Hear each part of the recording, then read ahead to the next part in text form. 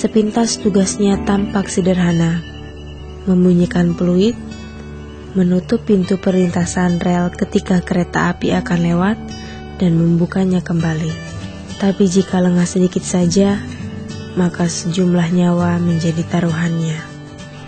Seperti penjaga pintu perlintasan kereta api, meski terik matahari membakar kulit dan angin malam merasuk hingga tulang, semua dijalaninya dengan penuh tanggung jawab.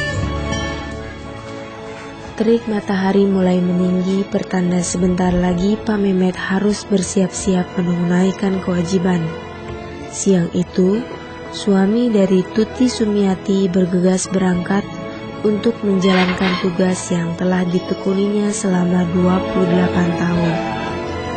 Ya, lelaki kelahiran Jakarta 3 Juli 1954 ini sejak tahun 1971 telah mengabdi sebagai pegawai harian lepas di PT Kereta Api yang kala itu masih bernama Perusahaan Jawatan Kereta Api atau PJKA. Beruntung karena buah ketekunannya, di tahun 1981 Pak Mehmet diangkat menjadi pegawai tetap di DK 18 Manggarai atau sekarang disebut dengan Distrik Jalan Rel. Di DK 18, Pak Mehmet ditugaskan di bagian kebersihan rel dan tugas tenaga cadangan sebagai PJL atau petugas jaga lintasan.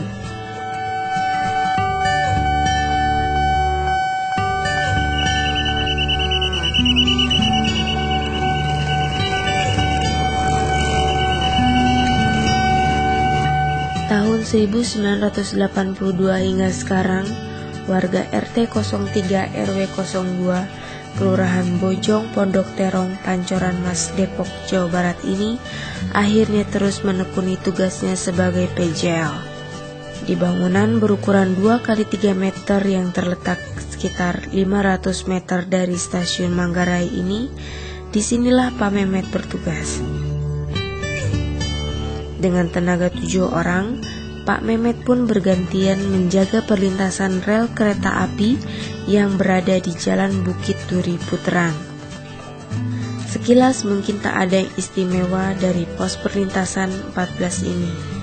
Namun, disinilah tercatat 217 kereta api yang melintas dari 3 arah.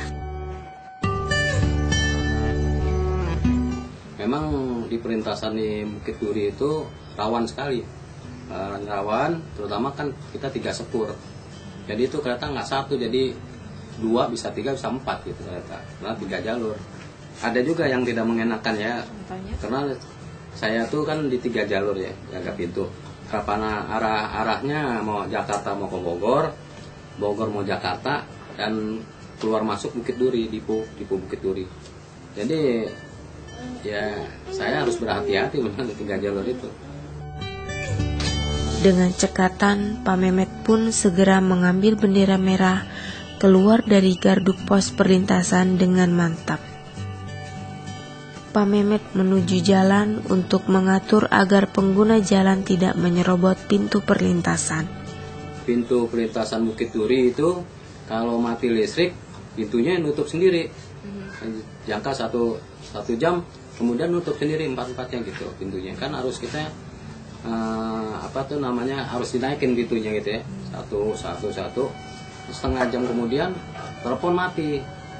Telepon mati kan kita susah ngubunginnya ke tempat yang pintu yang lain. Saya kan pintu 14, hubungin ke 15 kan susah jadinya kita.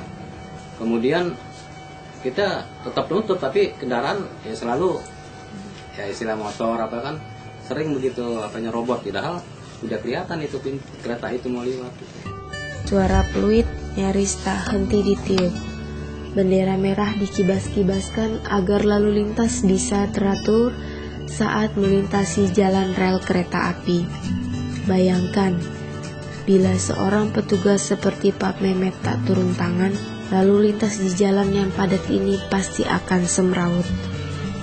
Tak peduli peluh keringat membasahi badan, semua dijalaninya dengan ikhlas sebagai bagian dari tanggung jawabnya. Pengabdiannya selama 28 tahun nyaris tak menyurutkan semangatnya. dedikasi dan loyalitas terhadap perusahaan tak diragukan lagi. Beberapa penghargaan pun pantas diraihnya. Di tahun 2007 terpilih sebagai pegawai yang dinilai berdedikasi tinggi kepada perusahaan dari Kepala PT Kereta Api Daob 1 Jakarta. Jadi mungkin ya dari pimpinan itu memperhatikan saya dipilih itu, saya sering menjaga itu, sering keluar gitu. Dari gardu langsung keluar, megang bendera, kita ngatur kendaraan. Jadi jangan sampai beradu mobil yang ke sana sama yang ke sini gitu. Yang harus dari sana ke kanan, dari sini ke kiri, jadi nggak beradu. Di akhir masa kerjanya sebelum pensiun, kembali sebuah penghargaan diraihnya. Pak Mehmet yang notabene hanya seorang penjaga pintu perlintasan, mendapat penghargaan Frontliner Award tingkat pusat dari Direksi PT Kereta Api Persero.